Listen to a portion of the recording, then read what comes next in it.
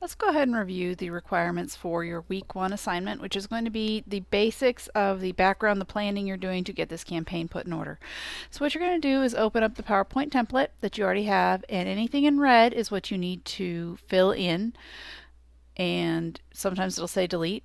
So for this first slide, you need to insert the definition of your project. So what is the whole purpose of what you're doing? So maybe the purpose of your project is to raise awareness, develop a following among a certain demographic group about certain topic utilizing WordPress, Facebook, Twitter, and Pinterest.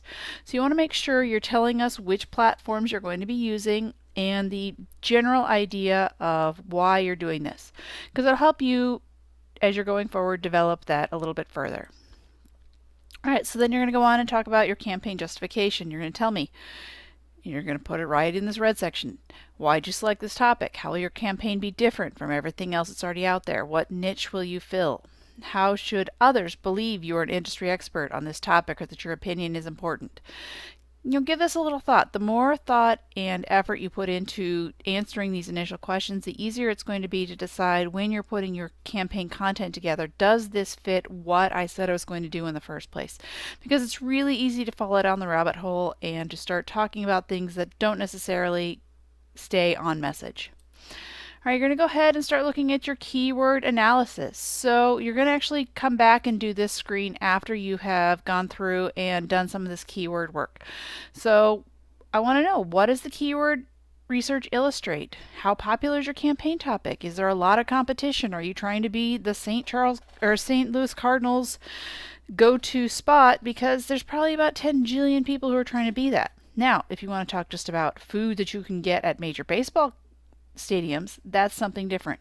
So how are you going to break through? Based on the keyword research, what can you do? What questions are people asking? What are you seeing based on what you're looking at? All right, come down to the next slide. You're going to be researching at least 3 different keywords. So I want keyword 1, keyword 2, keyword 3 put in here. All right, come on down. You're going to go ahead and let's do a simple Google search. And you're going to delete this sample slide. So you've got dummies in here. So anytime it says delete this slide, just go ahead and get rid of it. So you're going to go ahead, go into Google, and let's do it just a quick search, Pearl Harbor.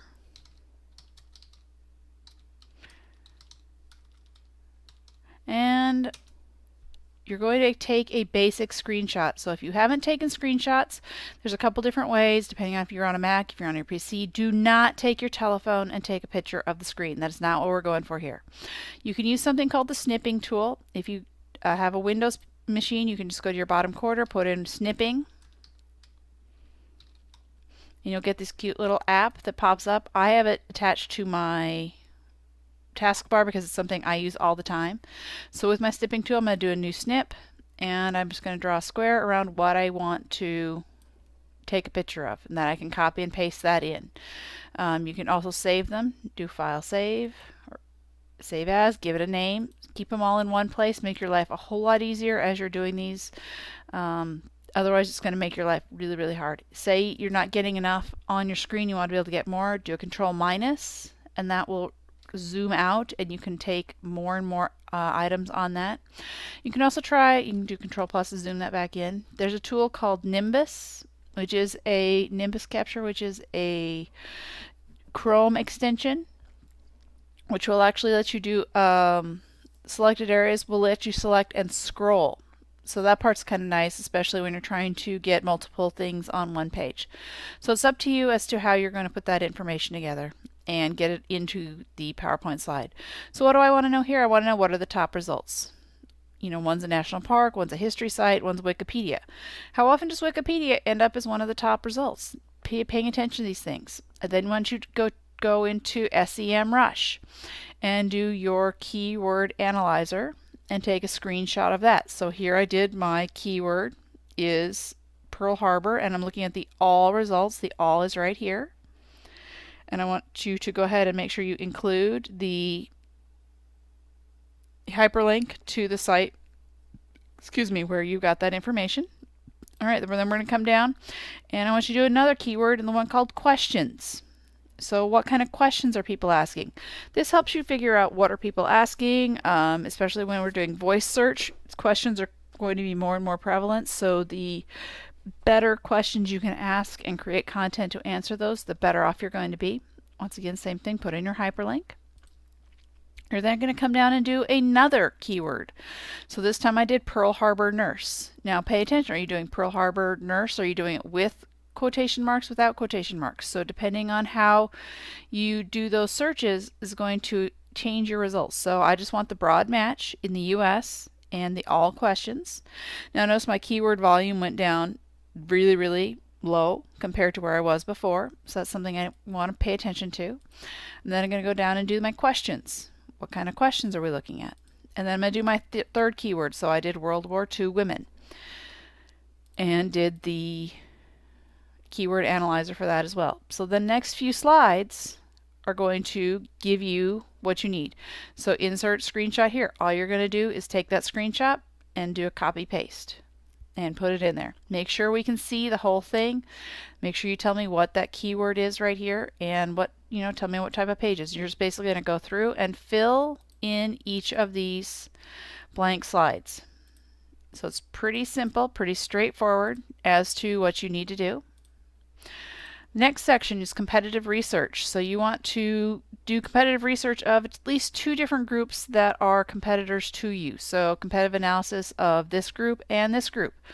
So what are you going to look at competitive analysis? First thing we're going to do is develop this competitive analysis sheet. So you're going to drop in their logo. These are all set, so all you have to do is type into each box. You don't have to move it around. You don't have to create anything special. You just need to fill in these areas. This section right here is whether or not they are verified. So let's go ahead and take a look at, let's go Nike. So we'd grab the Nike logo. I'll squish this down so we can see it side by side.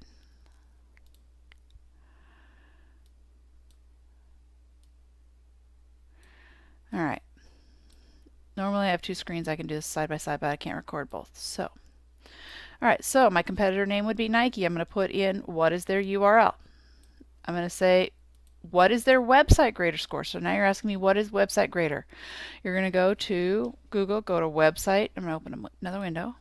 Go websitegrader.com, website.grader.com.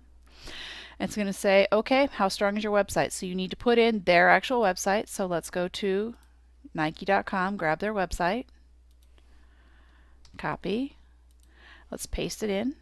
It's going to want a email, so whatever email you've got attached to your account, because they're going to start sending you stuff. So let's do this one. And get your answer. It's going to go ahead and look at the information itself. It says it's a pretty good site. Now this is Nike. Nike got an 89. This is a group that's got people who are doing stuff for them all the time. So think about that type of thing. So out of 100, your website grader, you got 89 out of 100. Your performance, you're going to go ahead and look down. Okay, they got a 24 out of 30. Their mobile, they got 30 out of 30. For SEO, they got 25 out of 30. So you're going to go ahead and report each of those. You're then going to go ahead and look at their search engines. Keyword 1. What was the keyword? What kind of results do they get? Are they in the top 3? Are they the top 2? Did they appear on the top page? All right, then you're going to go ahead and let's look them up online. So let's go ahead and go to Facebook. And I'm going to go ahead and look up Nike. And let's go to their actual page. So I'm going to go ahead and grab this URL right here, Nike.com, drop that in here. I'm going to go in ahead and how many likes do they have? So I'm going to go right here and drop in number of likes. How many followers do they have? What's their most recent update? Well, let's go ahead and take a look at their page. For posts, their most recent post is October 6, 2018. That's kind of telling, isn't it? Kind of interesting. They haven't been very active on their Facebook at all. So how many comments? Well, this one post got 4.2 thousand comments. It's got 7.7 thousand shares.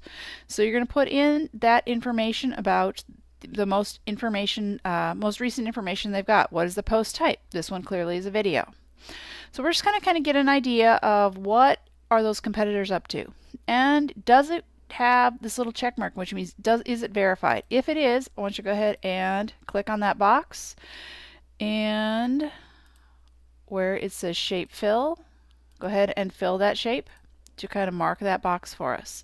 And you're going to do that with Twitter, with Facebook, with Instagram, and with Pinterest. And you're going to do that with 2 different groups. So after you look at all this, what are they doing well? What are their strengths? What are their weaknesses? What could they improve on? What can they do better? How can they impact your campaign? What are the threats?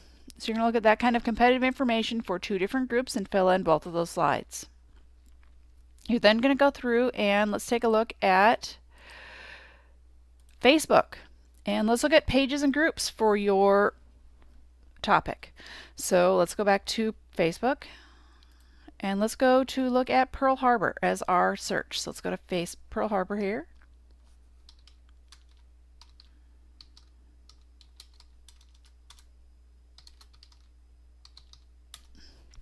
All right, and I want to see what kind of pages show up. What kind of groups are talking about Pearl Harbor? How many people are talking about them? How many of these pages can I like? How many people can help me develop additional information about what I am doing for my project? Then I want to look at groups. What type of groups, what type of communities have already developed around those different elements? And you're going to take a screenshot of each of these different sections and then drop it in here to your Facebook post. And I want to see, okay, so what are the popular pages? How big are they? What type of groups? What's the size? What kind of activities do they have? What kind of observations? Do they have 3 people talking all the time? They have really big, groups who are talking really engaged. So how will you compete? How will you be different? And I want you to pick 3 different groups that you will join and participate in to make your life a little bit easier as you're doing this campaign, because these are people who are already really passionate about your project and really passionate about those topics and want to spend their time talking about it. So they might be able to help you. They might be able to help promote your page. So you want to get in and start talking to those folks. All right, we're then going to go into Twitter. So let's go ahead and go to Twitter. And log in.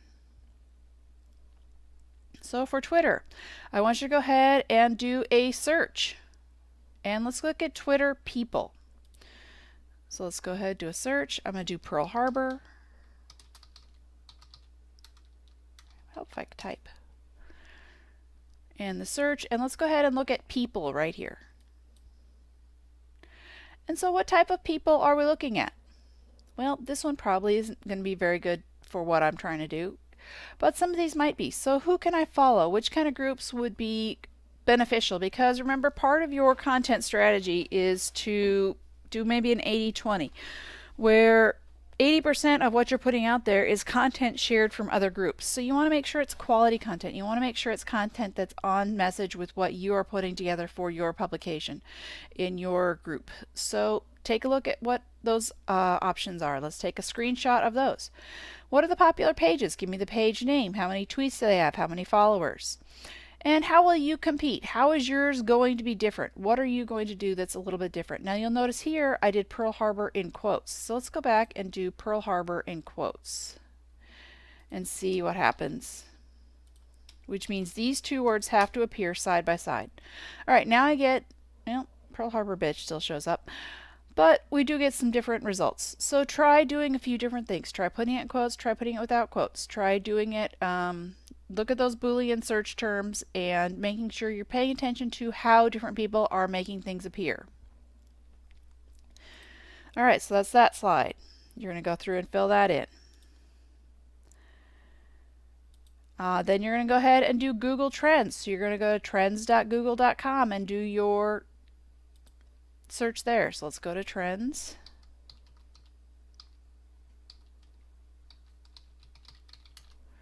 And you're going to put in your search term here. So I'm going to put in my search topic is Pearl Harbor.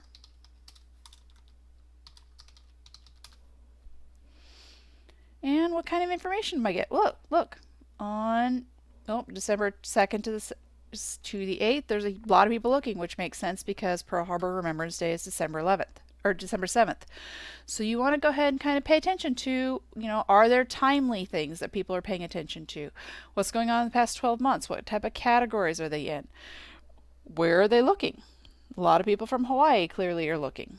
What are some related topics? Is the memorial closed? What is Remembrance Day? How many people survived? So kind of look at the different information that's coming through. And instead of rising, look at top. So you can kind of see what are the top results of all time. What are people looking at the most? That Pearl Harbor movie still is popping up quite a bit for us. And you're going to do screenshots of those small ones. It says related topics and related queries. Because this helps you determine a little bit further, what are we going to talk about? How are we going to talk about it? How am I going to break through? All right, so I'm going to go ahead and do that with 3 different searches. So here is your template that you're going to put in for that one. And put in that screenshot. You're going to put in the screenshots of topics. Then you're going to go ahead and talk about personas. And you're going to go ahead once again, and the more you can picture who it is you're talking to, the easier it is going to be for you to develop content for those groups. So come up with a picture of your random. I want you to do a male and a female. What does your audience look like?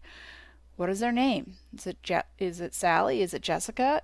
Name them. Give them an age. Where do they live? What is their marital status? Do they have kids? How many kids? What kind of work do they do? What type of education do they have? Do they have post? Maybe they went to high school. Maybe they've got a PhD.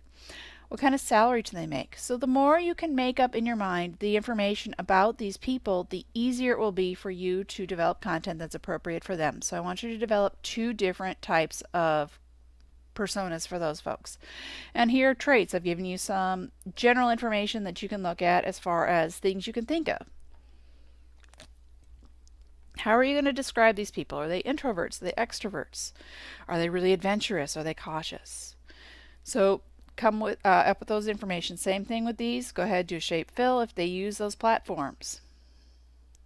Maybe LinkedIn is in their place. Maybe Pinterest is in their place. Have a good idea. All right, then you're going to go ahead and do your campaign branding. You're going to go ahead and develop what is your brand going to be online for this campaign, because you need to look the same from one palette and one platform to another. So I know that when I look at you on Twitter and Facebook and your website, that they all have a similar look and feel. So one of the first things you're going to do is go to develop a color scheme. So I'm going to go to color.adobe.com, which allows you to develop a color wheel, and you can do it based on a couple different things. You can look at Adobe Color. You can explore. You can see ones that are already developed. So these are some that people clearly, Pantone is coming up with something. So maybe there's some of these that you already like. Maybe there's trends that you want to look at. So maybe you really like this type of imagery.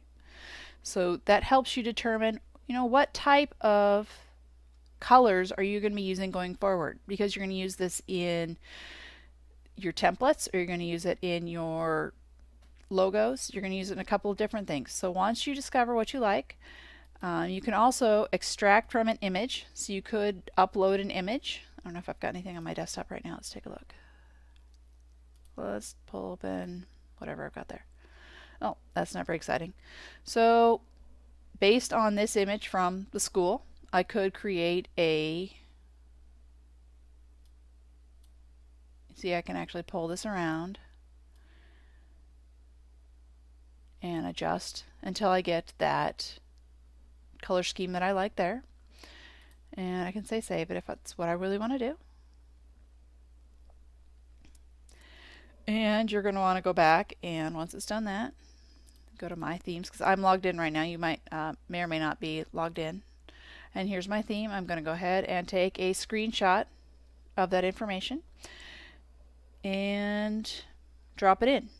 Or I can go back to my color wheel here and go ahead, grab my snipping tool, go new, and grab that information.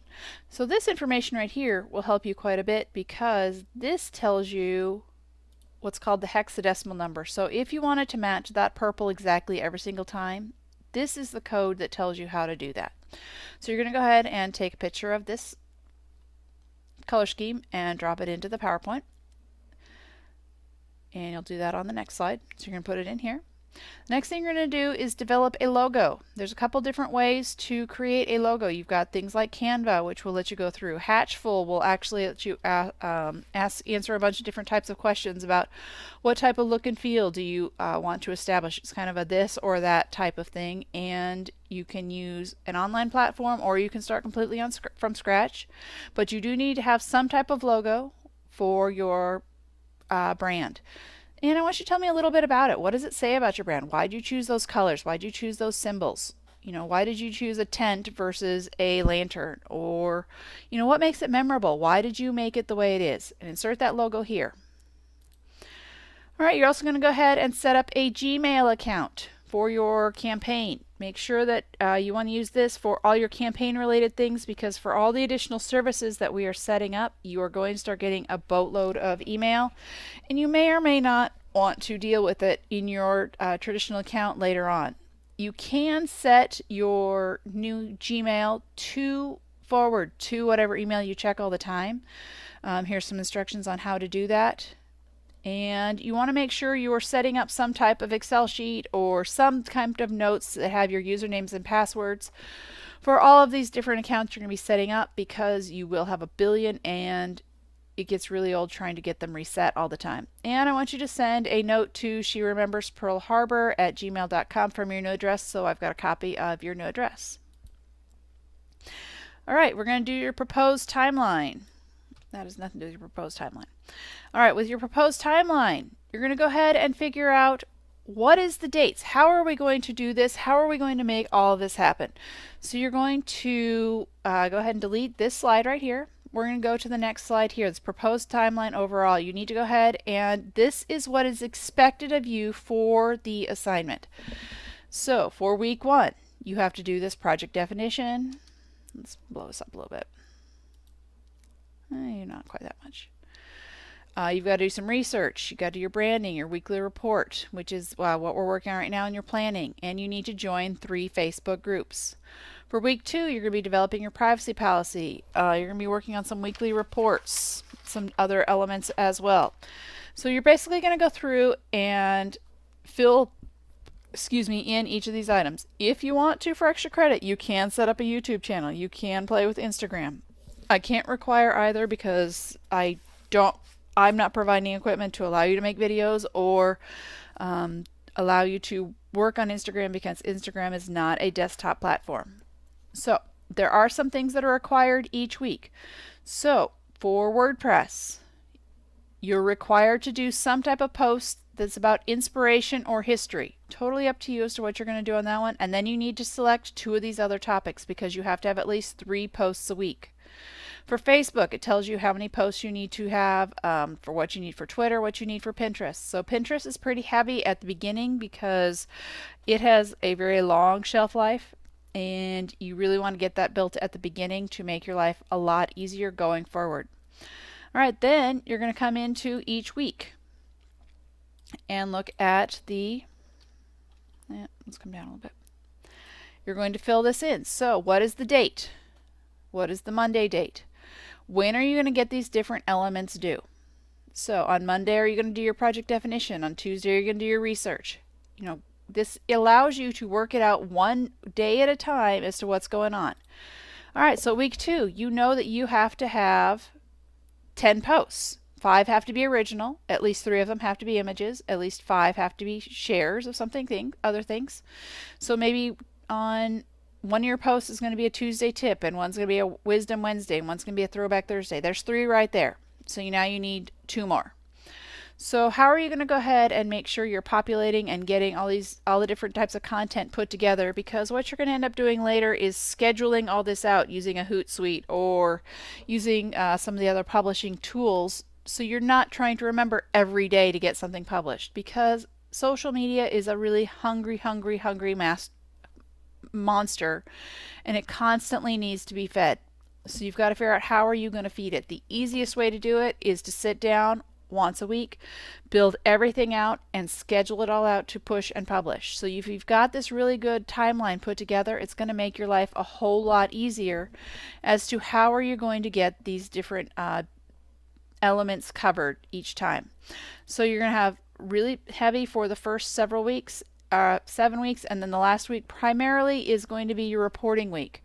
But you do need to do a few things, like you need to do a Facebook Live, you need to do some type of Twitter chat.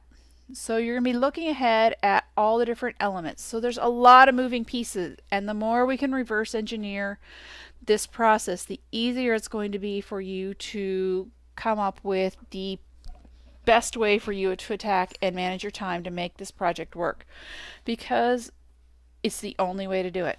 And that's why this first week is really, really heavy in the planning part. And you can do this. I know you can. Just make sure you follow the template, fill in the spots. It'll make your life a whole lot easier. And that's pretty much all you need for week 1.